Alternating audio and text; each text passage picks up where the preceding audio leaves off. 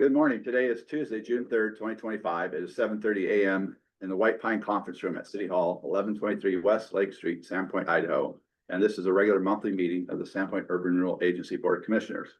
For the record, I am Chairman Eric Paul presiding. Also present are Vice Chair Tom McCoy via Zoom, Commissioners Marilyn Sabella, Ken Perry, Ned Brandenberger, and Jason Walker. The first item on the agenda is the approval of the minutes from our April 1st, 2025 meeting. I will entertain a motion to approve minutes as presented. Motion? So moved. Commissioner Walker and Commissioner Sabella. Seconded. Is there any discussion? All in favor? Aye. Anyone opposed? Motion passes and the minutes are approved. Are there any members from the public in attendance? Melissa? I know, Mr. Chair. Any on Zoom? No, sir. All right, thank you. We will now move on to general reports and announcements. Do commissioners have any questions regarding this month's financial report provided in the meeting packet? Sure. Hearing none, we'll move on to the next item. Are there any general announcements or reports from the board?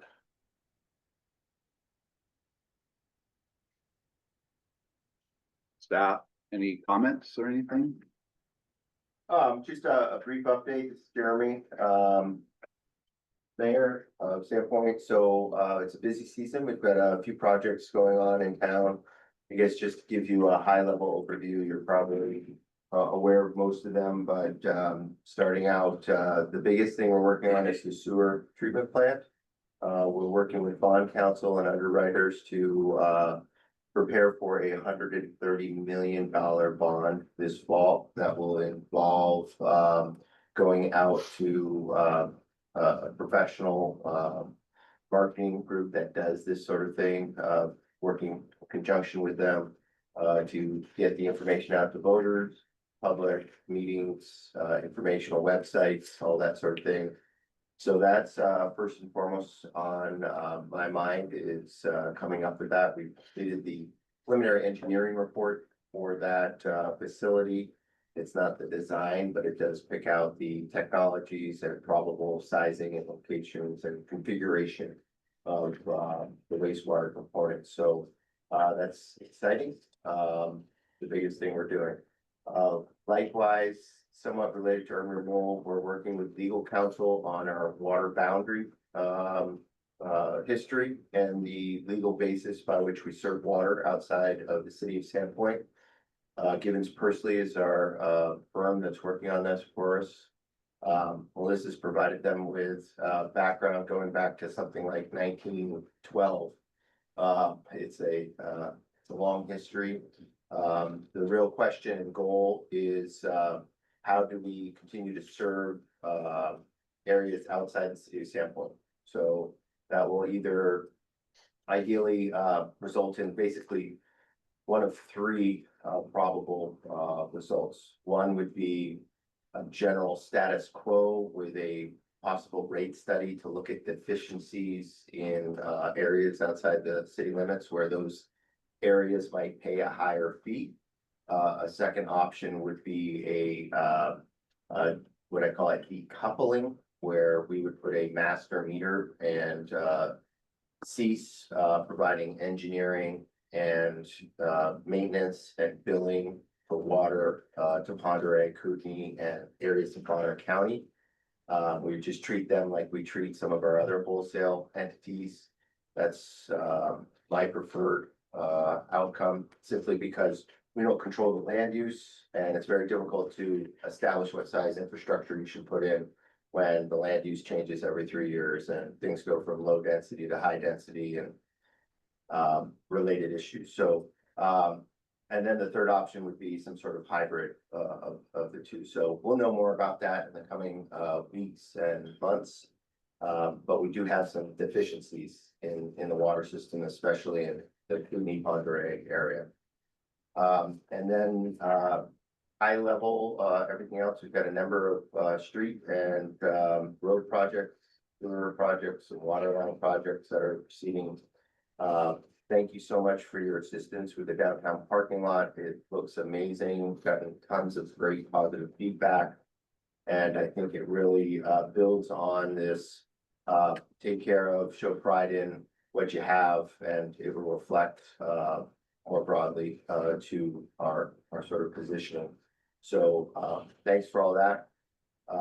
And then lastly, Jason probably won't report on it, but we're really excited to hear on June 11th or 14th. Big grant for the City Beach parking lot reconstruction. If that is approved, we will proceed with design for a total rebuild of the city beach parking lot and some work on the RV area there.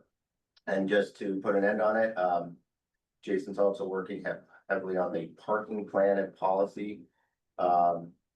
Ideally, that will end up with a paid parking program downtown, various combination of lot parking, potentially on-street meters, city beach paid parking.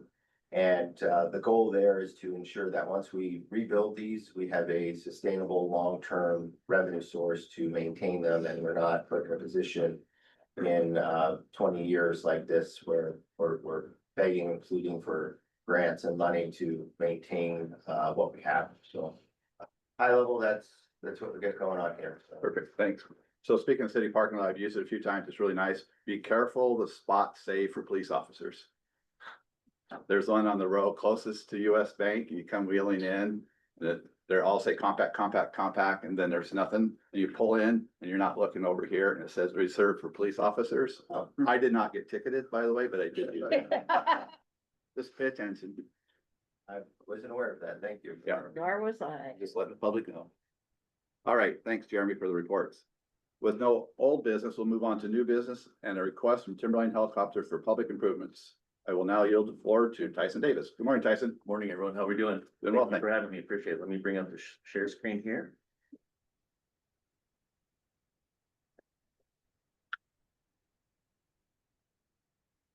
And before Tyson starts or while he gets going, I am super excited to have Timberline in our community. This is one of my 3 pillars, which is to help diversify our economy away from tourism. Timberline's exactly the kind of company that's doing that, adding high value, high paid jobs, skills in our community, building on the aerospace niche. As you probably saw in the paper, we've been working at the Economic Advisory Council, Idaho Commerce to support Timberline in this expansion effort. As we look forward, just hope we can be a great partner as a city, maybe you as Urban Renewal to assist and support their growth. So, thanks, Tyson, for being here. Thank you, sir. Appreciate it. Good morning, everyone. Timberline Helicopters is formally requesting financial support from SURA to assist with the off-site public infrastructure improvements necessary to bring our project on Mountain View Road to fruition. These improvements include critical systems such as water, sewer, frontage improvements, enhancements, and pavement, essential for the components that are enabling this development to proceed further. Our project represents a significant private investment in Sandpoint, Idaho, with the potential to substantially contribute to the urban renewal district goals. Upon completion, the building will generate approximately $10,000 in annual tax increment for every $1 million in taxable valuation, creating a direct and measurable return to the district. However, it is important to highlight that our investment is not without risk. The upfront critical capital required to bring this site to build-ready condition, particularly for the necessary infrastructure, is substantial. Any financial support from SURA can offer us and will allow us to move more capital into the business itself for hiring staff, expanding services, and enhancing the long-term economic health of the area. We estimate the public infrastructure cost to be approximately $400,000. We respectfully request a direct investment from SURA for that amount. Due to the limited time remaining before the district sunsets in 2029, we believe a front-loaded funding agreement is the most practical and impactful approach. Waiting for tax increment recapture post-construction will only leave a narrow window for reimbursement. In addition to the direct benefit of this project, we believe it will serve as a catalyst for neighboring properties, potentially unlocking further investment and momentum in the area.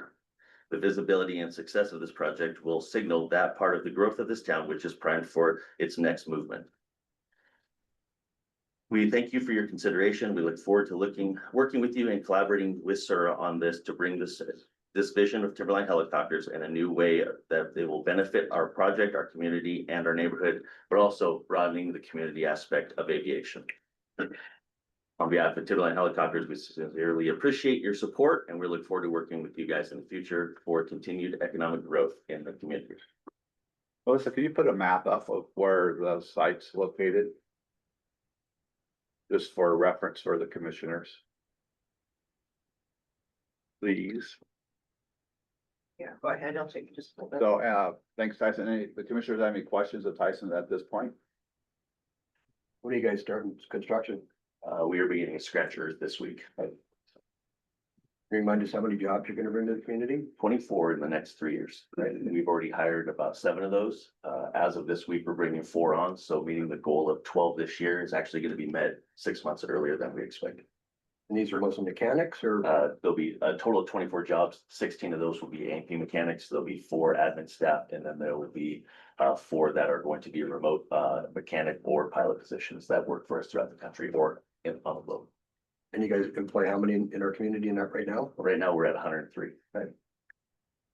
So the bottom of this picture, that would be West Mountain View, if you will, the road there. Is that right? Correct. So that's where are the improvements coming from Boyer all the way up or just in front of your footage? Just from in front of the footage everything is laying at the road there. Yeah. Because the subdivision community that was added, plus the company that was across from us, I apologize, I can't remember what their name is.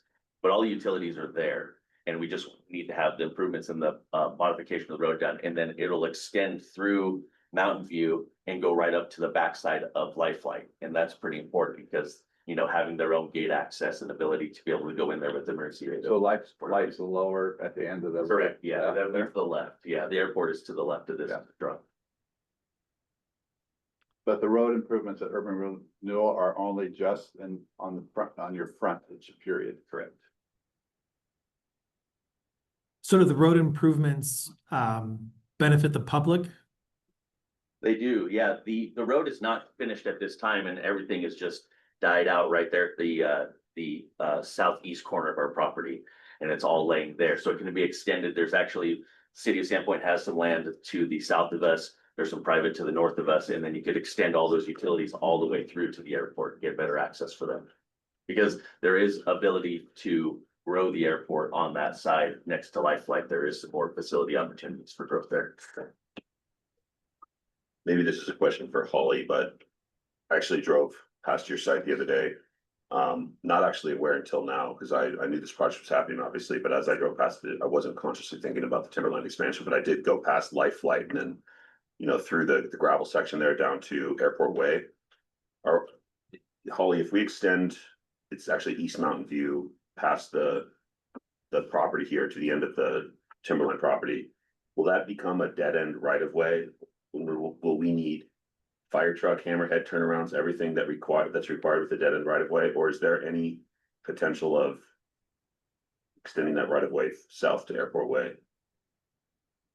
It would be a dead end. I'm not aware that there's any plans to. Have your plans taken into account the need for a hammerhead turnaround for a fire truck? We have. You have, okay.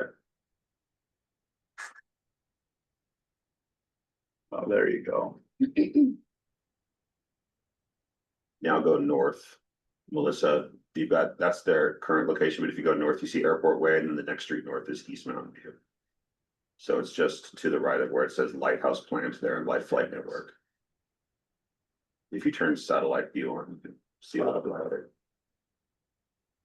There we go. Yeah, that empty property there. So the road that Mountain View comes down, and then there is an actual access road that goes down and takes a left-hand turn and it connects into the industrial. Yeah, and that's currently not public right of way. That's Bonner County property. All right. But you're right that it does Mhm. appear and function like a public road. Everybody does use it. Yeah. So that's what I was asking Holly, if there's any, you know, potential to just connect. The natural connection here would be connecting Airport Way to East Mountain View. I'm not aware of any conversations on that, but we'd be open to formalize them. Yeah, it would need to be a conversation with Bonner County Airport. Melissa, can you scroll up or north a little bit? There you go. So we have a couple helicopters there. Okay. There we have a 9.85 5 acre parcel right there. Oh, so there is a sidewalk coming off of Boyer, towards Boyer from that one neighborhood, so you're gonna have to make a sidewalk to connect into that. And that section of the road's improved-ish? East Mountain View, yes. Yeah. Sorry, Boyer Meadows is what that development is. This is a residential development, and this is actually an active subdivision application for an industrial development. Oh, okay, So there will be further frontage improvements along this stretch. Okay. This is completely overgrown, old sidewalk that will be replaced. as part of the Final other plat development, Improvements are done on this. of the other development. Yeah, so we're gonna see, these are being built out right now. Yeah. There's only about 6 more lots.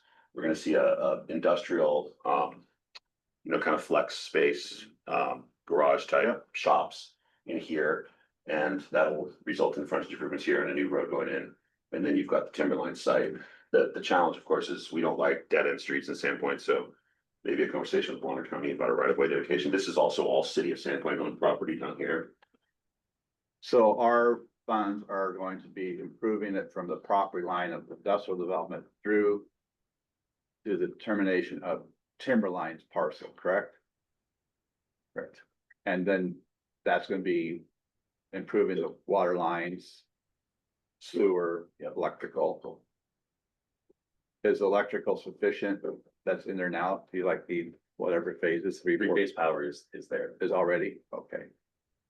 And you're aware we can only stay in the public right away, correct? Okay, And that is in our revenue allocation area, right? yes. Tyson, does your site plan include a public right of way dedication of the southern? Cause your property goes out to the middle of the asphalt right now. So, let me try to better understand what you're saying there. What is that? If we had the GIS map, Sarah or Melissa would, I started with that, it wasn't. okay. Here's, I got the county one, you want this Yeah, one? well, I can show you right here. You mind if I plug in really quick? One sec. Jeremy's actually gonna be on here. I think he's on. So, your property actually goes right in the middle of what needs to be publicly dedicated right away. So just to clarify for the board that you'd be dedicating all of Yes. this property to the city, so as we could do the improvements in there. Yes, correct. Okay. That's true statement. Yeah. So that's a, will require legal description. Yeah, this is, you can see their property actually extends out to the middle of the road right now. So that will all be dedicated to the cities or to the Heights. Independent Highway District technically. So that's done internally with Holly's group? Yeah, through the Okay, site plan review process. okay. And our plan is And to, construction is already underway, or you said it's gonna start in 1 week? we're starting this week. We're moving earth this week and preparing for the build gravel to come in. So the build base. So, and our plan is to make the frontage road really nice and very. So they'll dedicate that Beautiful. probably 30 feet The right there. facility that we're putting in there, obviously, is a large commitment to us. We don't want it to look where it's not, looks sharp to the community. So our goal is to really enhance the entrance area of the facility there.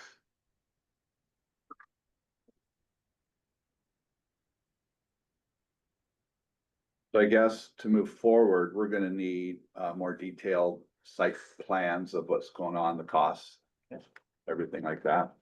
We're using Builder Idigon locally, so I can get all that data for you guys. Okay. And then start working on that portion of the property that needs to be dedicated to the city. I guess, is that with Holly's team?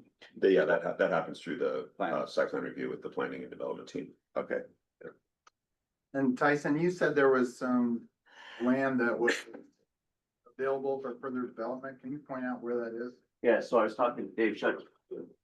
This over here, this area in front of us, we actually had initially designed to put the hangar here to cover this area up and have this as a area to do hover practice in. But because of those smaller hangars and the private owners over here, we took the facility, moved this way, and Dave said that there's ability for 2 hangars to go right here in front. So, and our intent is to bring the taxiway basically right off the corner here and extend the taxiway. And that's what we'll bring our taxiway in for our facility. those So- hangars, go ahead, Ed. There's 2 hangars that will lease from Bonner County, is that right? And then, is that 9 acres? That's all yours all the way up as far as? 9.5, yes. 9.5, and then are you gonna develop any of that for alternative use other than this warehouse? Is there gonna be, I mean, is there a through the fence agreement for all that? Yes, yes, sir. Actually, it's And are not a warehouse, it's their manufacturing, repair station facility. repair station? It's huge. How big is it? It's 50,000 square feet. Oh, wow. So is there anything that you will build and lease out on that North end? No, north sir. end? No, okay. No, the intent is to leave the birch trees and all the natural foliage that's there to kind of act as a barrier for the neighbors up there. The T hangers, obviously, it's small general aviation, but they're not like Blackhawks, they're a little bit, our helicopters are a little bit louder. So the intent was to put a buffer there. And I've actually talked to the owners of the property of the 4-unit annex right there. And they're considering selling, so we've even discussed about buying them out as well, and that would give us a north side access to the facility. So that's the conversations in the process right now. But our design intent is to try to put a barrier up for when we run our aircraft. So through a conversation with Dave Shuck from the airport, I don't get it, doesn't make sense to me. So what's Dave Shuck's point? That there was an opportunity for more hangars to be put up on the airport. Right, and that's lease space with the county. Correct. Okay, that has nothing impact. No impact on us. Okay. And if they went in before you got yours done, they're not gonna impact your final project, okay? Mr. Chairman, Yes. You're all aware that the Great Northern Grant, the railroad crossing did not come through. So I think if you look at your, projections for the district through 2029, I think you had a $6 million-ish match, for that Great Northern Grant. Holly and I are working on, looking what elements, at what elements of that preliminary engineering could be reserved to address stormwater only on Great Northern. So really trying to prepare the west side of the airport for more development. We've thrown a dart at about $1.5 million for some stormwater improvements on the west side that would be urban renewal eligible. Again, trying to glean anything from all that engineering we did on the Great Northern Road project. So I guess the point in bringing that up is that in light of that pivot, the lack of the grant, it seems like you have a small war chest to consider allocating towards economic development projects in town or in the Northern District. And Mr. Chairman, also more a point, I don't believe there is one, just a conflict of interest. I know we're company we work with is somewhat involved with financing Timberline. Yeah. I'll disclose that at the right time. Yeah, but thank you.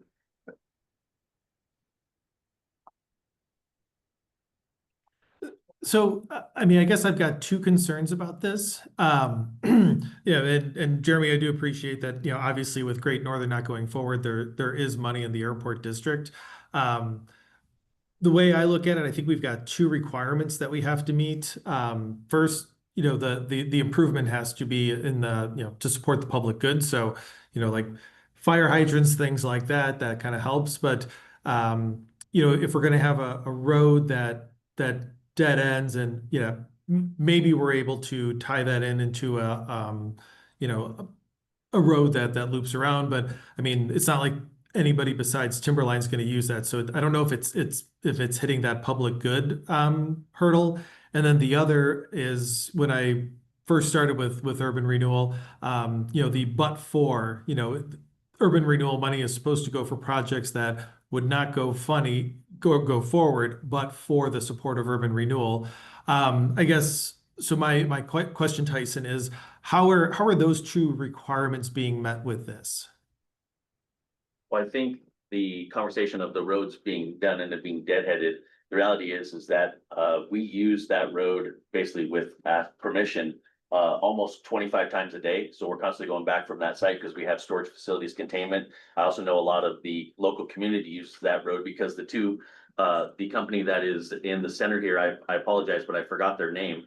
This company right here has put up signs that says no public traffic going through their driveways. And so there's really no way to get around there unless you go all the way out to Boyer and around from Mountain View. So the thought process was to extend the public utilities and do the improvements and then get support from the county to be able to connect Mountain View Road and Industrial Road and make that loop go all the way around so that it was accessible for Lifeline, is accessible for the community, and then obviously it just adds to the opportunity for Bonner County, since there is a couple of the county's facilities and land there, to be able to mutually be able to bring that industrial Mountain View loop together for both for transportation of goods, trucking, things for FedEx or UPS. So the thought process was if we went in there and we connected all of this, that it would just make a nice consistent loop and enhance the area up there for the industrial growth.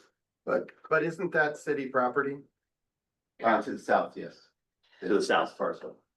Which part? Yeah, Yeah. but the next parcel's county, east, west. Those two buildings, so I'm saying you could have a loop. The city can just say, you got this, right? We're in a lease right now. This whole Yeah. property is city owned, correct? Yeah, But you don't want the public driving through a parking area, right? You know, we may sell that in the future, or this may be a standalone lot in the future. So what's the lot immediately west, Jeremy? That's county? That's county, and there's an ongoing site plan review for that, for an FBO fueling hangar right now that we're in the process of reviewing with the Is that, Granite Aviation. Is working on it. is that portion in the urban rural district? It is. Because our airport wasn't, we wouldn't fund in there, so technically we could. Yeah. The funding could increase from 400 to make that road connect, Yeah, they're to both. loop around. and then to the north, it doesn't look like there's room to, with the setback, it doesn't look like there's room to build that. Much of a hangar there, On the airport on side, the airport side. There's a stretch of three T hangars is what they were gonna do. right there. And what a T hangers rent for like 140 a month or something, No, typically they go for anywhere between 1,500 to 3,000 a month. oh, for a T hangar? Mhm. Wow.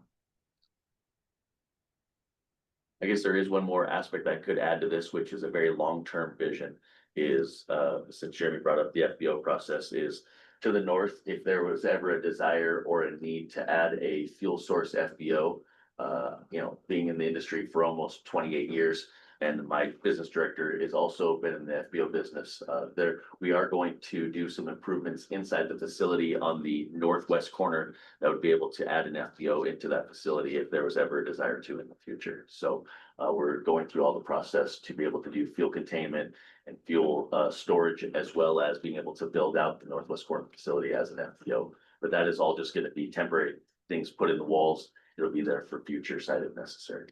So to answer Tom's question, on the public good is if there was discussion with the city and the county to extend Mountain View to loop into Industrial Way, that could come later before 2029, but to get this thing moving forward, it could work around.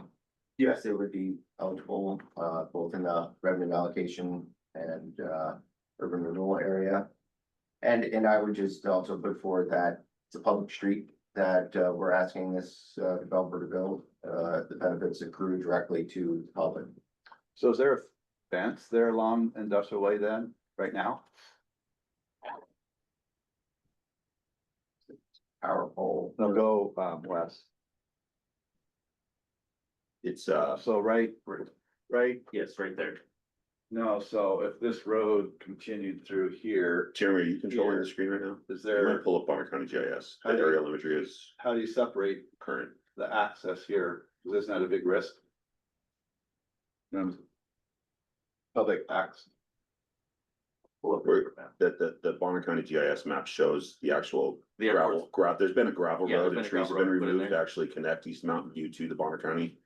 It's just not visible on the city's And GIS. the airport has a fence up, so they are separated. So There already is a there's fence there, Yep. up along the other side of the gravel road. You can currently drive through that loop, but the fence prohibits you from cutting through onto the runway there. So there's a fence here. there is a fence there. Yep. Okay, that's what I was asking. Okay, and there would be one to protect on that way. Or whatever, they have to figure it out. So I know the airport's a little nervous about the public driving around on the runways. Okay. Any further questions or comments? Oh, sorry. Mr. Chairman, I think, at this point, it's sort of a mother may I. I think it would be helpful for, Timberline to understand your, not approval, but general interest or consent towards moving forward so that we could, work very quickly to put together, work with Eric, an agreement that would outline the specifics of the funding request. Yeah, this is not an action item today. It's just informational. Okay. So in general, Mr. Chairman, would you be able to just get the temperature of members so we know if this is worth, or maybe they can articulate any concerns or general favorable tones towards this? Commissioners, I have no reservations about moving forward to discussions. I just have the two reservations of mine that I'm not sure that it's necessarily helping the public good, and I'm not sure it's meeting the but-for criteria. Okay, thanks, Tom. Any other comments from the commissioners? I would submit that the job growth is in the public interest and the fact that, I mean, that's one of the things that we do need to work at diversifying our economy. So on that note, I am inclined to see us move forward. I agree. All right. So I think we have enough information here to continue to look at it and ferret it out. Mr. Chairman, you'll Yep. provide him some action items so Yep. that we can make a more informed decision at our Yep. next meeting? Yep. Okay. Tyson, when do you guys need a decision, or is there a deadline on that? We will need a decision probably by September of this year. Okay, so Okay, easy enough. It's already put into the budget, the $13 million budget that we planned, it's already in that, so it would just be more or less an allocation of funds, and then we would just a little bit push it off to the side as far as our budgetary. So good, easy enough. Okay, got it. Thank you. Thanks, Tyson. Thank you. Thank you. And you can say if you wish, or you can leave. All right, well, I think I'll stick around for a little bit. Okay. What next? Next item on the agenda is funding request from the Selkirk's Ponderay Transit, also known as Spot Bus. We'll yield the floor to Donna Griffith. Good morning, Donna. Good morning. Thank you, Mr. Chairman. I'm gonna go ahead and turn it over to Yeah, just Justin. real quick, everybody, thank you so much for your time today. My name is Justin Dick. I am a Sandpoint City. Right now I'm joined with, and I'm also our Sandpoint member, for Spot Bus. I'm joined by Donna Griffin. She is our executive director. Cliff Warren, who's a Spot Bus board member, as well as the founder, one of the founders of Spot Bus. We are reaching out to you guys today. Every year we look to maximize our funding opportunities for Spot Bus, and our community partners. Sandpoint is a very large community partner with the amount of stops and pickups and the amount of citizens that are using this, bus.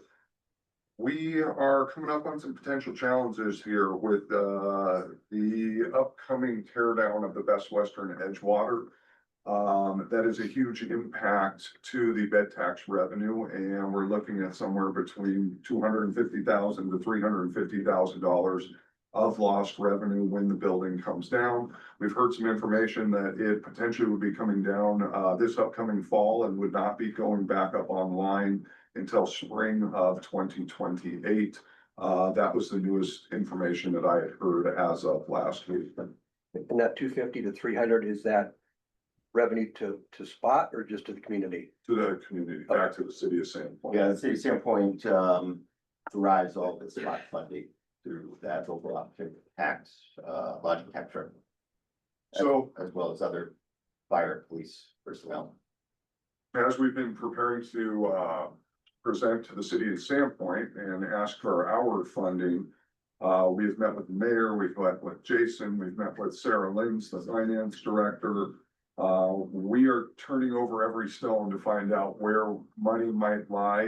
We were directed to come over to you, so very quickly last week, we got on your agenda today. We wanted to get in front of you guys, potentially take a look at a couple of ideas or some future opportunity for funding between Sarah and Spot Bus. So I will turn it over to Donna here.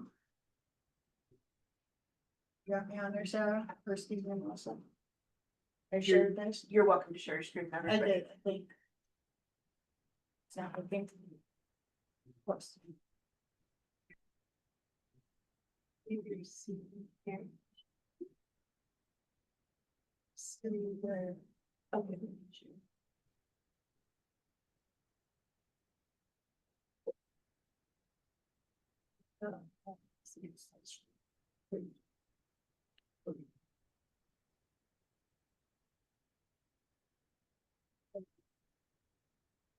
All righty, thank you for the opportunity to come and visit with you all and provide some information. You had some information in your packet that we were requested to share. I have embellished mine with a couple more pictures just for some graphic pieces. I do have copies of those if you want them, but we're gonna hit them pretty high level because we've only got a few minutes. If you have questions, always ask us, call us. I have some maps here with my card on it, always want to engage in this dialogue. So we're gonna go pretty fast on this thing. You have this slide in your, and basically what this showcases is our ridership. Keep in mind, this is Bonner County and Boundary County. So I did put a piece in here that shows our service area.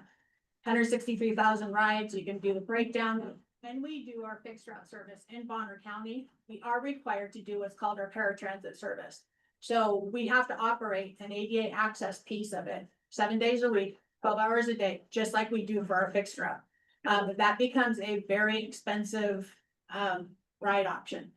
We are required to provide that 3/4 of a mile outside of our fixed route service area. So when you take our map, which I will have in here in a second here, this one basically expand that footprint on all these sides by 3/4 of a mile. And that's where we do our parity. So our fixed route service for Sandpoint is 62% of our ridership. We were asked to come to all of our partners and present the information on how many people in Sandpoint board our buses, how many people in Ponderay board our buses, and where do they go. We can track the boardings. We have a very difficult time tracking where they get on. But doing the math, you can figure out that the people who go there also come back. We don't require parking spaces because they're going there for reasons, they're spending money, so they're getting on and off of these places. Again, our paratransit is a requirement for our ADA access piece of it. Those rides are about 70%. So these are those math pieces that the cities are asking for. So the return on investment piece, we are fully funded through 2026. The state and the feds love us. This has been a great community effort, and it is not just Spot Bus doing it. It's all of our partners who have contributed to make this a great service. So given that, what we're looking at is getting the word out about the funding needs for our service. For every $10,000 of local dollars that we do not invest, we leave $18,000 on the table, and this is a rough estimate. So 28,000 are operating funds, so to speak. Again, if we are short even $10,000, we leave $18,000. It does not come into our local economy, but we've already asked for and we're already funded for. The local investment for our rides, the local cost per ride is $2.72. For our paratransit rides, it's about $8.93 per ride.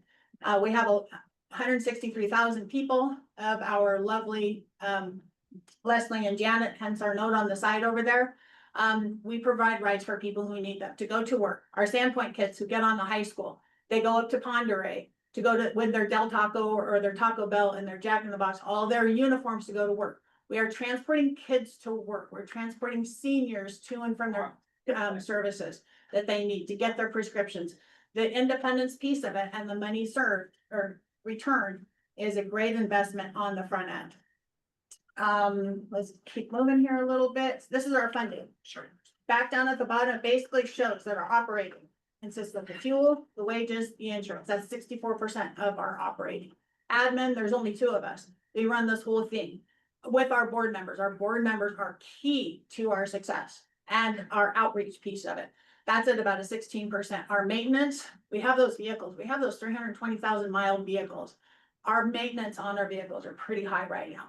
We do have an opportunity though for we're exercising all of our options. We have the opportunity to buy 4 more vehicles at no capital cost, so no 20% cost, they're 100% funded. So we're doing our very, very best to make sure that we're doing the best return on our investment on our end. So these are some things that you've probably seen in this packet. Really quickly, we have a very low staff turnover, which is really great. Our staff is they average about 67 years old. So we have this great opportunity to employ part-time drivers 1 or 2 days a week. And our system keeps our lovely people working. On the other end of that, they're transporting all of those students, our kids in that interaction, special needs people to the senior centers to get their groceries, whatever they need. We work with PISNY. They come out and they clean our buses and our shelters. We use that as match against our operating. You can start to see we are exercising all of the opportunities and we're always looking for more options to help. And we depend on all of you to provide us that feedback. Some alternative sources of funding that we're looking at are advertising on buses. Literally tomorrow, you will see an ad from Area Agency on Aging for a message for seniors to not follow scam and fraud pieces of it. $6,000 in a 6-month period, rear of 1 bus. If we can multiply that times 5 of the rears of our buses that are running around town, or the one up in Boundary County, kind of do the math. You can kind of see about a 30,000. We have an estimate of up to 100,000. That's probably going to be high for a little while.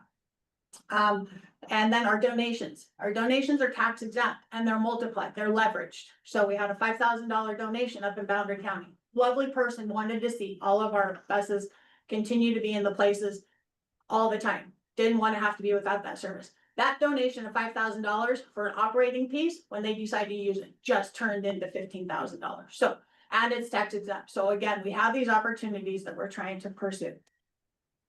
Additional match, we're selling 6 of our buses. 2 of them have been sitting for a while. All the buses we're selling are literally rattling apart, falling apart. So we're turning those over. Those can go back to capital. Our advertising on buses, our in-kind match, this is all outlined here. The radio ads, Big Sky Broadcast or Blue Sky Broadcasting, they provide our radio ads. Perhaps you've heard them. I had my dear friend Julie call me and say, I heard your spot bus ad, 258 ads a month, which is very significant. We can use that for our, again, our capital match on our marketing grant.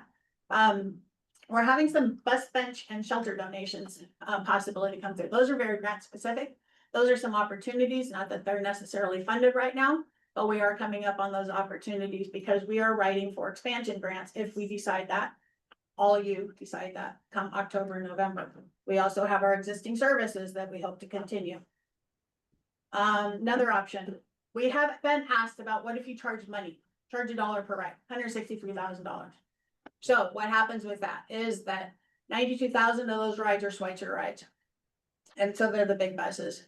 We do not get that as match generated. That simply comes off the top of our operating expense. $822,000 minus $163,000. Our grant starts at the $700,000 mark, not at the $822,000 mark. Unfortunately, we cannot use it. We also then have to incur the cost of the broker that takes the verification pieces for those cards, the equipment to get on those buses, the vendor stations, all those kinds of things. So no fares, it does speed up our boarding. Our 44 pickups in the mornings and in the afternoons, 12 hours a day. If we have a person fussing with their money, fussing with their cards, their card doesn't work, they can't find it, the kid lost it, left it in his other pants pocket. Again, that's going to slow us down. So we are continuing to use that and look at that as an option. Considerations, we are already very well funded. The feds in the state love us. We will not have a lapse in service. There are some opportunities for expansion that does require that match amount in addition to what we're requesting. And then there's those varieties of options that we've been talking about. On the flip side, at our current match contributions, that means at Sandpoint contributing 87,000, 90,000, Ponderay contributing 90,000, we will lose approximately a third of our service. So right now we do serve 12 hours a day, 7 days a week, 2 fixed route options. Do the math. If you take a third of that service, it ends up being Sandpoint service operating 10 to 3, 6 days a week, and no Sunday service. That doesn't even start to touch what we're getting at. Or we still need to find another 1,200 hours of service to cut to be able to meet our current our current budget. And that's gonna hurt pretty badly. Sandpoint participation, we want to know how your growth and how we can help the needs of the community. We have these leverage options. Our operate, and I know this is from sure a very far reach for an operating piece of it, but this is what we do in existence to what you guys already put on that parking spot that you just paved for tune of $423,000. We provide relief from those parking situations. 10,000 rides last year to hit 3 stops, basically Alder and Third and Larch, and over by the Bill Jones Square. 10,000 rides alone. That's 10,000 less rides that you need for parking situations and congestion relief. And the tool for planning implementation with all these different development pieces that are coming into mind, use this as that tool to help with that circumstance. This is where I think you can come in really heavily, is the capital. We require, when we write for capital projects, we require a 20% match. It's kind of cool when you start to be able to develop 10 shelters with possibly some lighting components for safety and security reasons. Or what we talked about, and I kind of tuned into Councilor Bacoe's piece of it, that it has to meet something that can't get funded or something that has not been funded or is very difficult. We have been fishing for a place for a transit center for years. We are having a hard time getting that funding piece of it. For the security of our drivers, we've had fuel siphoned off of our buses. We have had drivers surprised at the backs of parking lots of homeless people. We've had homeless people charging on our charging stations. And we do not have a place to have a secure place. The drivers are using porta pots for bathrooms. They do not have a break room. All these kinds of things would be very, very nice to have a central piece where everybody can come together, do a transfer piece. So this is, again, those far out 4 or 5 year out pieces. We've entertained it. I kind of zoomed in on this one just because it was an opportunity to present. Basically, when we get to the spot buses transporting people, the economic and the health benefits outweigh. Our people go places and they spend money. They're spending more than their $2.72 in our communities every time they go out there, or their $8.83. Plus that independence. They're not calling 911 because they have all of a sudden run out of their medication and now it's an emergency service. And that does happen, by the way, of Montgomery County in different areas. So just kind of throwing that out there. So why now? And we've had this question, why are you coming to us now? Why haven't we heard from you before? Well, I think that what is amazing is that dialogue is opening up. We've been working with Sandpoint for a little bit. I think that it's starting to hit that this is a key service. And again, like Justin said, exploring all those opportunities, opening every single bit of dialogue that can help this community service. So the Sandpoint request we made spring and August of 2023, we came to Sandpoint. This is in my time, by the way. This is not previous to, I've only been there since September 2022. In my recollection, we know we had Sandpoint requests in spring and August 2023, and March and August of 2024, January 2025, and as Justin has already alluded to, we've been having that conversation since. We alluded to that Sandpoint has contributed $85,000 in the past. In 2024, the direct costs were actually $146,000. CARES has funded all of this. What happened is that they got this wonderful $1.2 million. We did not increase or ask for additional funds from any of our partners. It was a way for Spot and the community to say, hey, we understand we have this amazing resource, help all of you all out. We can all come together. In the last couple of years now, this is biting us in the butt a little bit because now we're having to make these requests of a little bit larger pieces. And so that's why the CARES thing and why the lag, but also too, I think it's just this opening up this dialogue. The access and the opportunity, basically enhancing that local economy. Boy, we got these people that are coming into town. We're having all kinds of interactions instead of staying home and not having any interactions at all. Improving that mobility, that congestion relief, people not circling. If we can get and go to the services, provide the service where we are well needed. And if we need to move things, we have to take a look at that. But also too, just keeping in mind, moving things and expanding our footprint costs more money.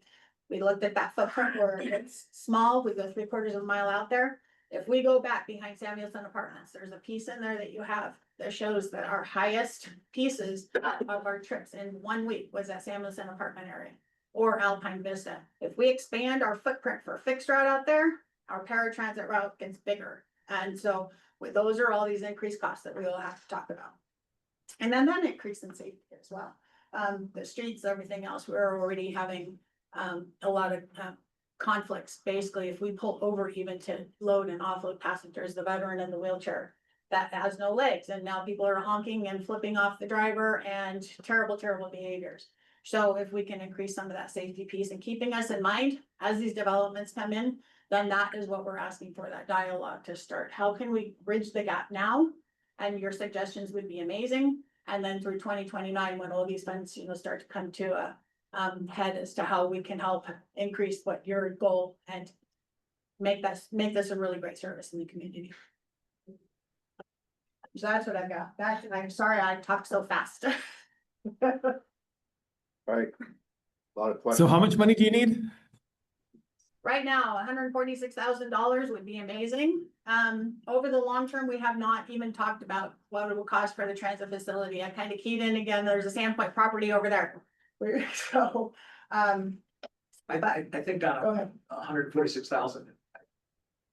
Our immediate problem is that Sandpoint is not paying the fair share. Their total segment, based on the process that was set up by Sandpoint, that we paid by residents using it. If they were paying the fair share, it would be 146,000. They're already willing to commit 90,000 plus. Is that correct, Jeremy? It will be at 95 this year, maybe 97. The city has a $1.8 million. I bring the council a balanced budget. Right now, the request from departments into the city is 1.8 out of balance, 1.8 million. So I will be bringing the council a balanced budget request. And right now, it's looking like a 3.5% increase to our spot funding. So that I think we'll take it up to 95 or 97. So what this. We separate out all of our accounting by the area that they're operating. Schweitzer Service operates fully funded, and when Donna said we were fully funded, she meant we were fully funded on the federal end of the grants. What we're lacking in is match operations. Bonner's Ferry Services is fully matched by Bonner's Ferry in Boundary County. That service is fully matched by them. The Schweitzer service was fully matched by Schweitzer, which leaves just the Bonner County services that need to be fully matched. Ponderay is putting in 95,000, which is what's needed by them to cover the services that we look at that. We look there. Where the shortage is in Sandpoint. Sandpoint is about $50,000 short of making their operational match. Incidentally, none of this includes match that we have for capital investments. We have separate capital grants. And we are fortunate for the next few years to be able to have additional CARES money to buy buses that have no match requirement with them. So. Hey Cliff, is that funding your deferred costs? That CARES budget? CARES Is the CARES money funding your deferred expenses? Like future costs for buses, et cetera, maintenance? Yes, well, we grants right now for CARES money that we do order more buses. Yes, I guess when you say deferred, I'm not quite sure of your definition of what you mean by. Well, building a slush fund, so when you do need to buy a bus or a transmission goes out, all those other M&O costs. That it's not applicable for that. Well, no, the CARES money that we have, CARES grant, we have two batches of CARES money. One was a grant of capital, and that is set for us to buy some buses. The other issue back at the beginning of COVID was for operations only. We have been able to take some of our operational expenses and put that and build a CARES fund that we have for that. CARES money cannot be used as match. We have to use it for the entire expense. So we have been putting the fuel expenses as the way of doing that. We're putting some labor CARES money. Problem with the CARES money for operations is we are only guaranteed that we can have that money available to us in 226, and I think it's say, September 26th. The balance that we do have left of that money can be pulled from us. We're very concerned that with the political climate in Washington, that the money could be pulled from us at any time, despite the fact that we've got guarantees that that money's available to us for. Right, so which fiscal year are we on that you're needing funding for? And what's your fiscal year? 2025, 26, And when does that start? that starts in October 1. Which is office, the city's budget is June or is it October? Is October one as well? We match. So do we, okay. So it's for the next year. Right now, this year, you're fine. This year we're fine, but by we need to be operating on a balanced budget. Okay, so, thank you. So what does the city have? I know you have an unbalanced budget now. You want a balanced budget. Do you know what you have in unrestricted funds and cash available? Yeah, we'll bring some unrestricted cash into that budget, but I don't know off the top of my head. How much you have? So more money theoretically could. Yeah, I think the council's gonna have to have a discussion about the level of service. I mean, just, as I was there at the Bertha spot, I'm a big fan. But the council can have to determine what is the appropriate funding level and the level Yeah. of service they want to provide. Yeah. For this kind of transit in town. So, you know, we've all been discussing a long-term fix, which is if we get parking, paid parking. Put in place downtown, the city will realize potentially a couple $100,000 a year new revenue source. Which some of it would make sense to allocate towards spots since it reduces the amount of parking downtown. But we're in a challenging situation. The hotel's gonna be demolished, likely. It's gonna be down for 2 years, at the best. And, that hotel generates, the lion's share of our lodging tax. That lodging tax funds not only spot entirely, but 3 other positions, fire, and police, as well as parks and sidewalks. So, if we can get this parking put in place by next year, we may have a long-term solution. It's just this year is going to be challenging, I think, for reduction of services. So, to me, it's kind of interesting that Sandpoint has 62% of the fixed route boardings and they're paying equal to Ponderay, who has 30%, 31%. I think it should be noted on that, Mr. Chairman, that a lot of those Ponderay boardings are the Sandpoint residents are returning. So, those are boardings, not residents riding, so you have to realize there's an increased numbers. That's a lot of like Walmart stops and things like that. Yes. Yeah, Mr. Chairman, I think the real question is under 522007, under urban renewal powers, What chapter? Idaho Code Well, there's chapter 20 and there's chapter 20. 29. 502007. It talks about your powers to invest in and provide for contracts and plans and studies and things that forward your efforts to realize your big plan. So one, the question is, are you authorized under Idaho Code to make this sort of investment in a service provider? Because that's what SPOT is, it's a service provider. And then secondly, what areas would proportion that based on your northern and downtown footprint? Looking at stops in those areas, is there an opportunity to fund or support some SPOT in those areas? That's a question for legal because urban renewal is under chapter 20 of Idaho Code and 29, and 29 doesn't appear that we would fund operations. Right. So there's this one side kind of says you can do plans and studies, which is different than funding and operations of an entity. So initial blush would be like, no, but I will take this to our legal and say, hey, what do they want? The other thing Jeremy alluded to is that SPOT's footprint is outside of urban renewal in a lot of areas, and we can only play in our footprint. So there's gonna be a lot of math that has to come in there. You're still gonna have a deficit, more than likely. And I still don't understand what anybody's long-term plan is. I don't know what the city's long-term plan is to fund this or SPOT's. And for us to jump in and give some money this year with what are you guys really gonna do? And then next year, you're gonna be coming back, oh, dang, it didn't work out. we need it again, and we expire in 2029. If you can't get it figured out, are we just putting money somewhere to a very valuable service that is, you see that bus running around, people are using it. It hates it, reduce services. So I think the entities really need to get together, because if you're looking to us for just a short fix, your short fix will try to go 4 or 5 years and then we end, and then if you haven't fixed it, then what are you gonna do? Something needs to bust loose. What happens to your funding needs from the city of Sandpoint after 2026 when your CARES money runs out? I mean, 146 is what you need to maintain level of service for 1 more year, but what are you gonna need the following year and the year after that? You don't know. Don't know, same runs. That's the whole thing. Well, so for a long-term plan from Spot's long-term plan is to cut service to balance our budget. And we can't tell you what that plan looks like until we know exactly how much money we're getting. Right, and then if you cut service in areas that we funded, you got a problem. A big problem, because then we're funding areas outside of our footprint, which we don't do.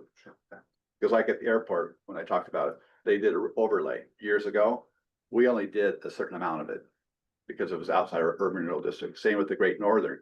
A portion, what was the percentage on that, Holly? Do you remember? It's like, Tom, what was the percent? Do you remember on Great Northern? 60, It's like 60-40.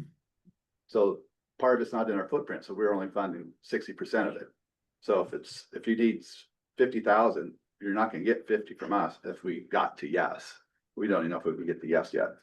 And I think if we were to get to yes, and as somebody that is fairly well off, and I've got 2 cars, I've actually found myself using Spot just a couple of times, but I've found it to be nice to have. My daughters have used it. When I think about the role of urban renewal, being here for economic development, serving the public good, I think there's a huge need in Sandpoint for Spot. I would feel very comfortable funding this, but Eric, I think to your point, we have to work within our rules.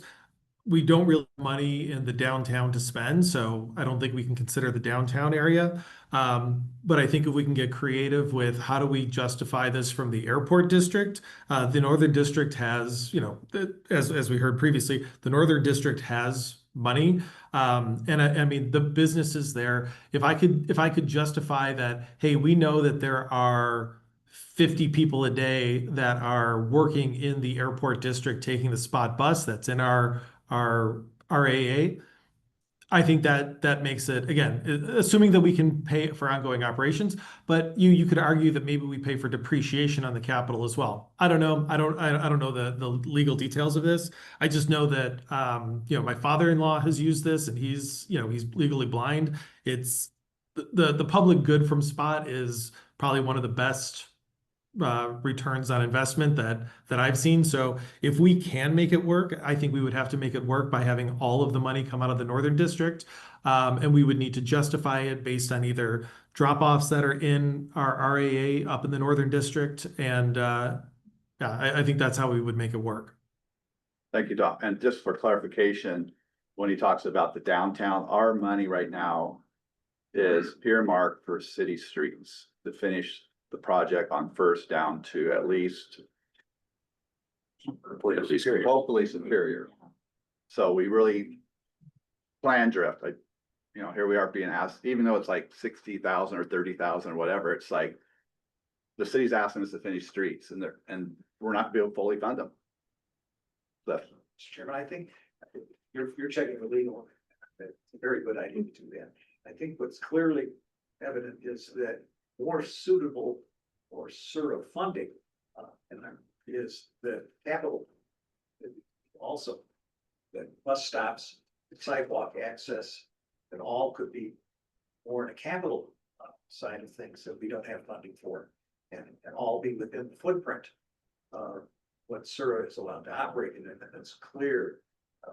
It's done, it's there, it's being used for these purposes. So I just throw that out as look together as a partnership in the future before 2029.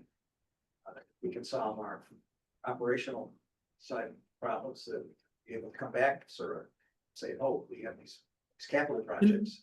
And there's no way we can get a commitment from the city that when the replacement for the Best Western goes vertical, and that, because that income should more than exceed the 350,000 that the Best Western. I know, like, Jeremy, I'm sure you can't speak for what Sandpoint in 2029 will do, but it would make me feel more comfortable saying that if this is going to be a stopgap serving the public good until, that money has been recovered, but there's, money's fungible, so that money can go anywhere. Well, and you don't know if the building's gonna go vertical in. Yeah. We don't know if they're We've gonna seen, tear we've down. seen buildings take a long time to go vertical in Sandpoint. We don't know if the federal government's gonna fund mass transit in this country, going forward, which is the lion's share of the budget. So that's the biggest question in my mind. Well, yeah, and then who knows if the verticality will occur in any time frame. Mhm. 'Cause But then- I think I think 3 years of spot, assuming that's, I think 1 year of spot is worthwhile, but again, it does not solve permanent issues going forward. If council elects to adopt a paid parking plan, the mayor was being very conservative in his estimate of $200,000. It's gonna be more like $500,000 according to my estimates for revenue from downtown parking, depending on the structure of that and what facilities are included. But if that becomes, if we can roll that out next year, that it's very, very appropriate use of parking revenues is to support little fun, public transit. If spot wasn't here asking for that money, where would that money for parking go? Should it be going That's to up the to city? council. Yeah, that's up to council, whether that gets put in Yeah, the general there's Should fund. it go to Parking capital improvement fund. improvements? There's the idea of funding a downtown district that might clear the snow and sidewalks. That's always an issue. There's the idea of expanding, what we can put back into maintenance, building a reserve for a parking structure, supplemental, budget for the general fund for what we're paying to maintain those things. So the drainage swales downtown, there's no end to the. Is it, need for money. is it realistic that a parking plan will be adopted and approved in a year? Yes. It's going to council in 2 weeks. Okay. With And the then request that that be charged parking. Yep. on streets and all surface and the parking lot.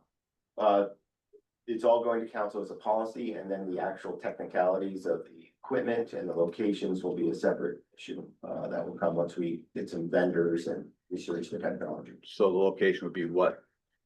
It includes First, the Fifth, the and city, blah, the blah, city blah. parking lot, the city beach parking lot, parking Central along First. Sand Creek, about 5 off-street parking facilities, including the Monterey Bay Trail, the former Right. ITD lot across Sand Creek. But not like First and Cedar, Second, Yeah, all that. some blocks around 6 blocks on First, With a- Second, and parts of Without Cedar. metered parking. Yeah. Okay. Not traditional, what you'd consider old school meters, but a more high-tech version of that, yes. Metered parking. And is there a chance that in your budget cycle that the council will want to fully fund spot You mean at their at 140, requested at 146? They will have to cut somewhere else. Mr. Chairman, and Mr. Mayor, if you don't mind, Spot Bus will be presenting, with an action item to council on our next meeting on June 18th as well.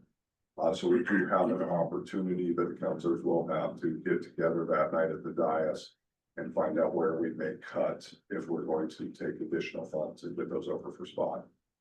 Yeah, and we have another challenge that I'm working with legal on with Spot, just like the animal shelter, you may recall. We have legal requirements to put out the bid, any services that are provided to the city, a certain dollar threshold. And you start going more on Spot, we technically go out for competitive bids. You can't have a service provider just come in and say, here is what we're need, and we're gonna provide you service. We've got some tuning up and clarification to do. So, I think the best thing that can come out here is if you can visit legal, Mr. Chairman, and understand your capability to fund either capital or a service in your footprint, that would probably provide Donna board with some clarity. Commissioners have any further questions or comments? So it's asking for a motion, but I don't think we have a motion yet. Go ahead. You were saying something? I don't think we have a motion either. Yeah. I think I need clarity. I need clarity from Yeah. legal, so that's where I'll take it.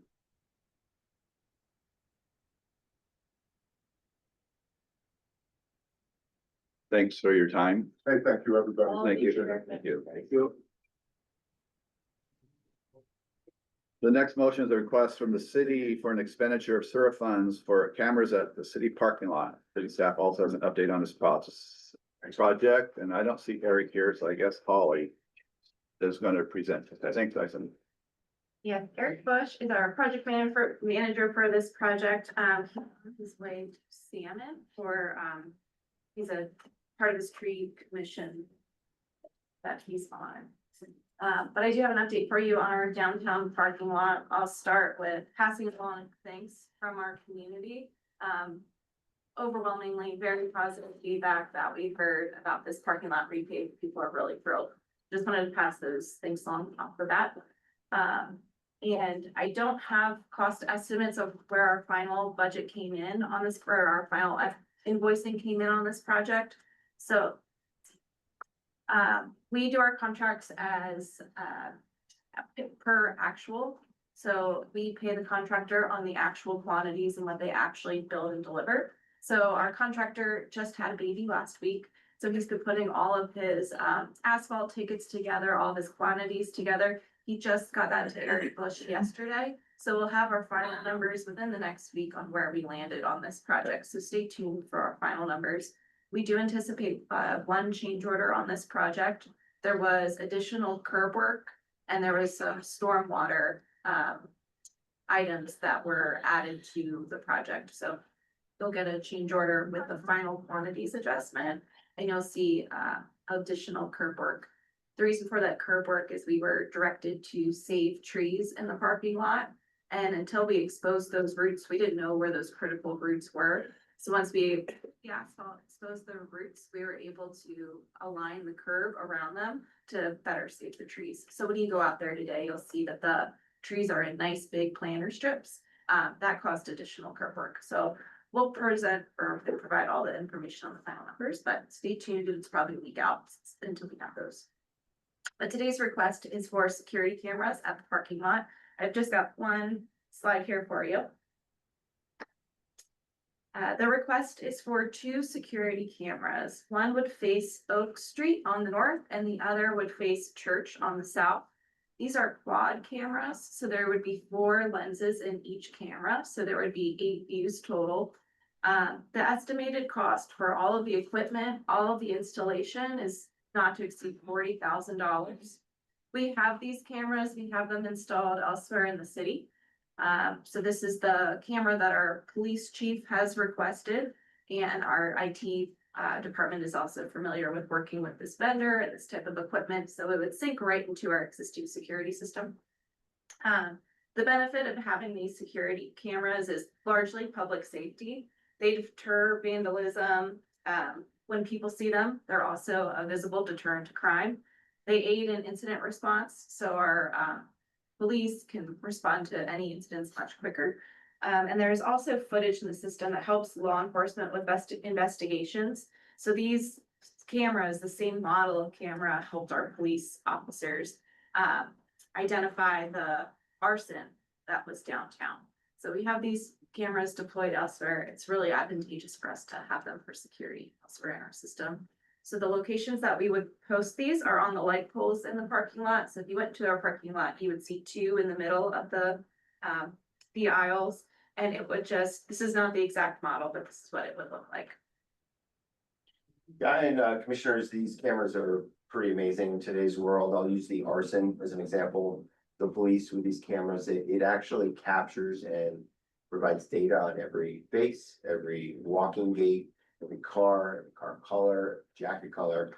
And police on the arson case were able to say, look through the footage and find a female walking with a bag with a white jacket on, for example. And it scrubbed thousands of hours of video in a minute and told them and found all the spots where this individual was.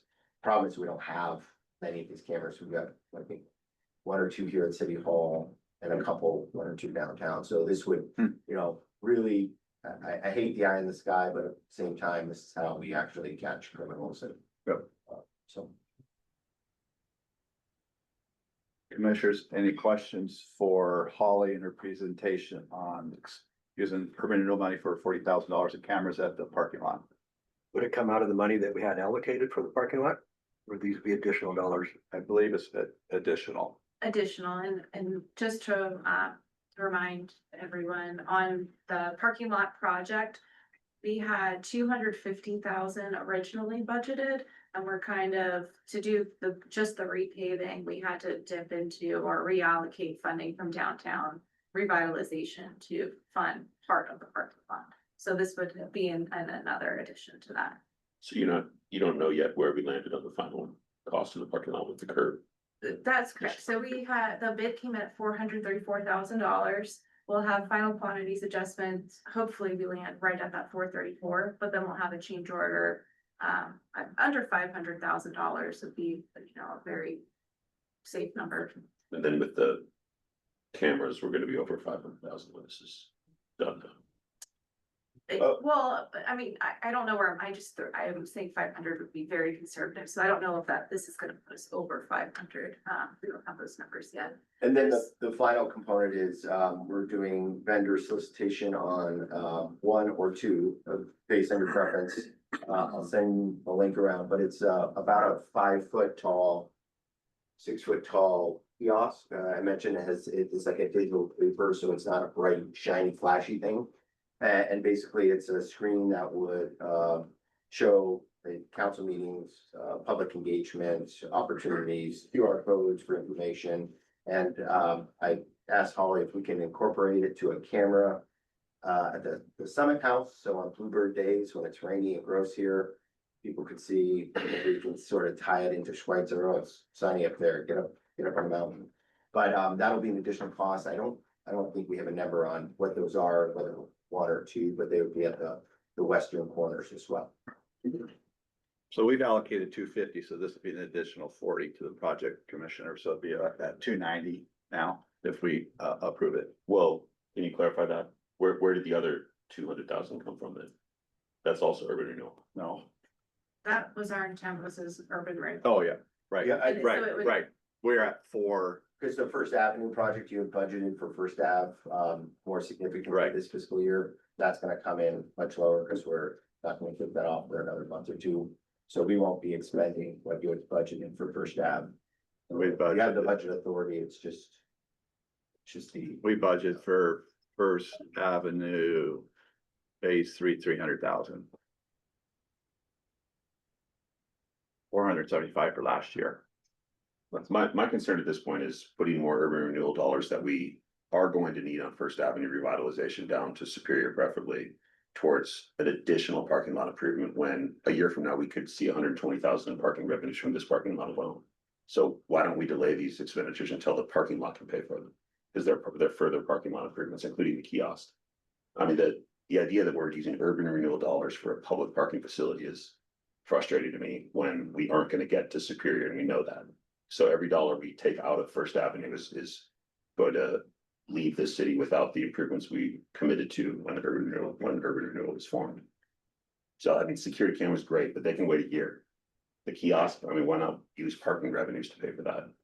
It's a parking amenity. yeah, Mr. Chairman, great points, Commissioner Welker. Couple things. One, I think you'll see, based on the valuations of Building 8 and the seasons, the revenue projections of your downtown district will probably exceed even the, conservative estimates that your chairman has put forward. So, in terms of the extent and the cost of First Ave, redevelopment, I think the district's gonna be in pretty good shape there. And then secondarily, I'll just bring up Boulder, Colorado yesterday. There's 4 things that keep me up at night, that attack in Boulder. This is the kind of equipment that can bring something like that to a close almost immediately. And I feel very exposed not having the tools we need to keep our public safe. So in my mind, the sooner we can get these cameras up, the better. And I think both the speed and the return on investment here are really good. As somebody that was a victim of a hit and run on my car, I wasn't there in the old city lot. These add a lot of value. I think this is again very much in the public interest. I think the speed that we can deploy this relative to the streets, I'm 100% in favor of this. If I could just add, two items. One, Commissioner Welker is very accurate that our downtown revitalization project, we're really gonna have to stretch our dollars to make it as far south of the bridge as possible. But when this downtown parking lot project kicked off, one of the first things the mayor wanted to add to the project was security cameras and a kiosk.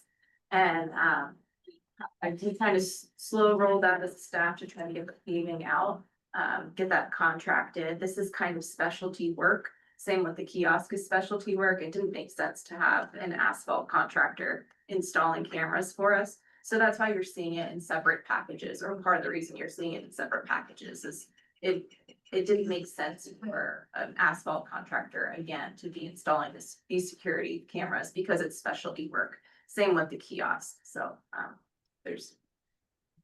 hope that helps. Just the benefit to like the vandalism that happens downtown. I mean, I think the public gets a lot of bang for their buck for $40 or 40 grand.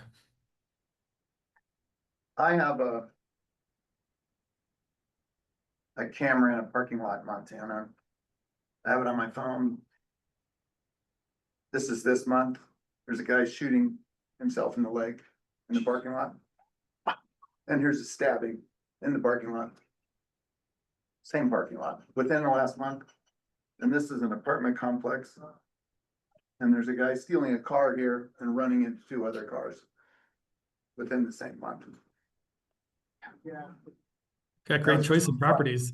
I was just gonna say, you picked the location, Matt. No. It's actually not our parking lot, but our Oh. cameras hit it. Oh, The apartment is. But those are $2,500 cameras. So is it one vendor that does the $40,000?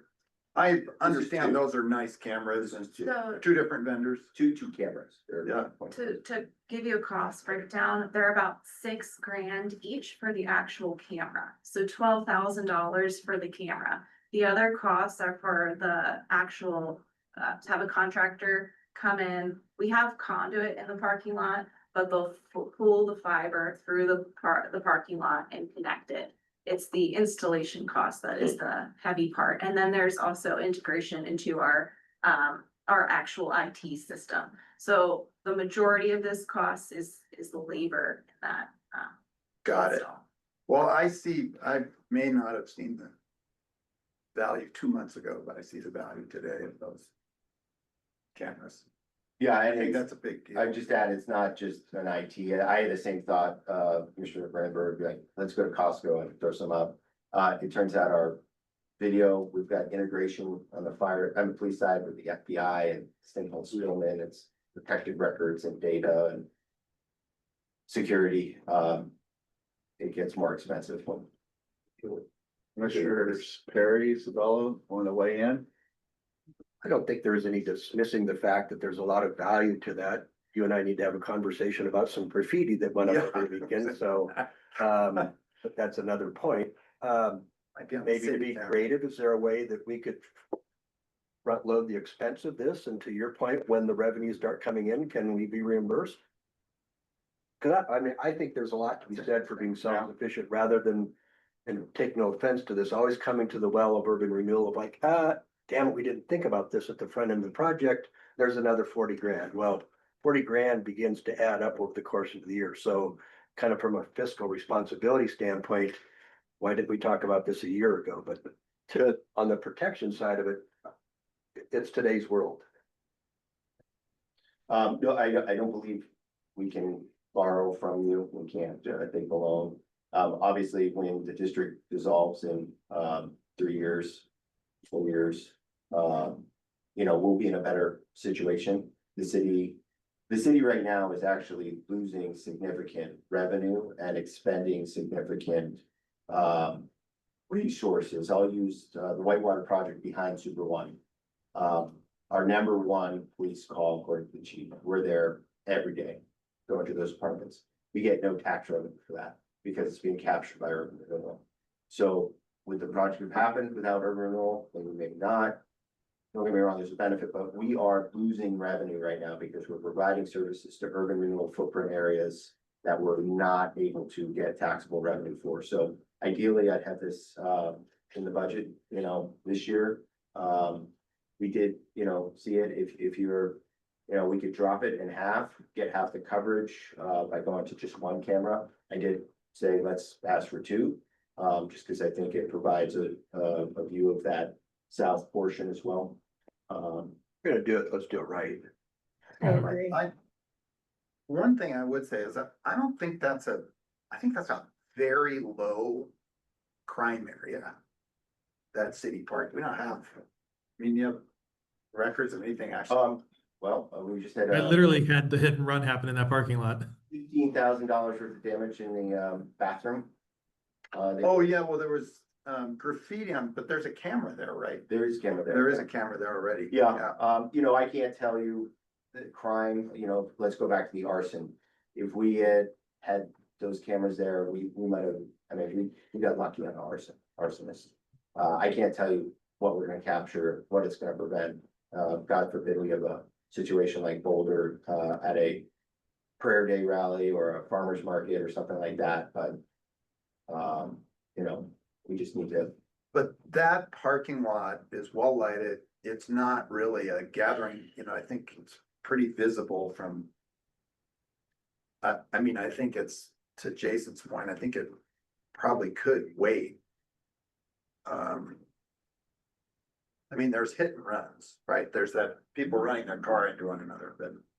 There's people keying cars. It's probably the highest concentration of assets that people own in the city.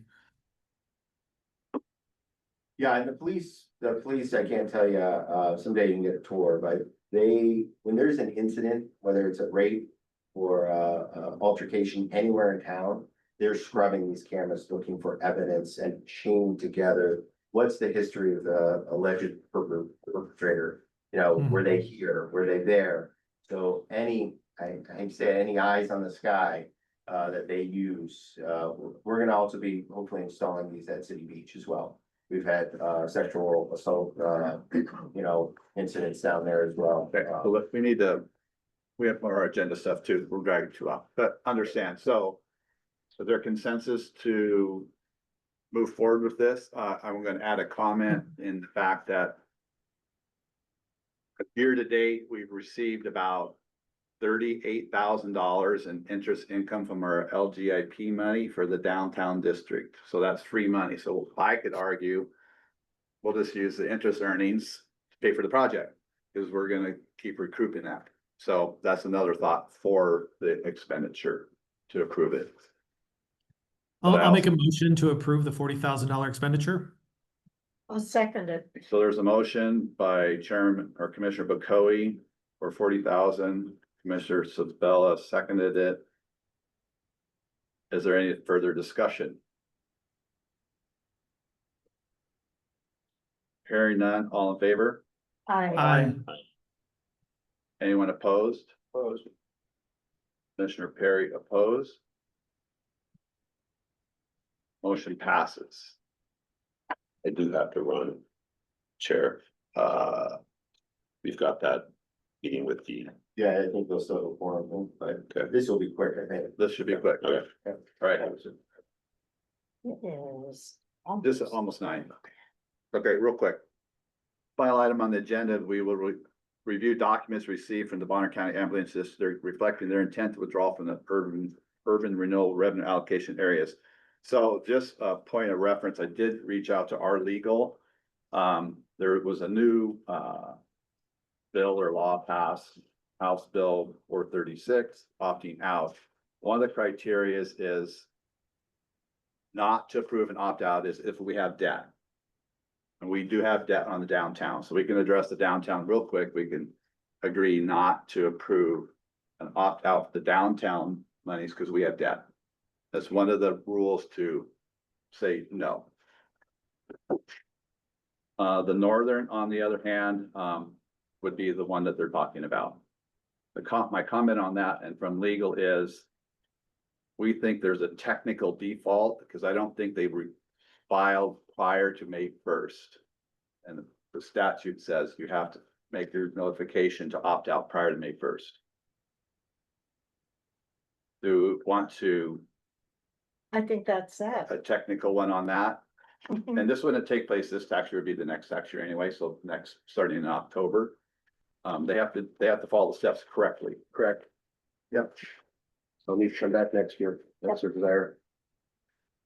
My only comment on that is that the ambulance district is just hemorrhaging, they had to get that, I think it was like a $500,000 or $1 million loan just to pay for operations.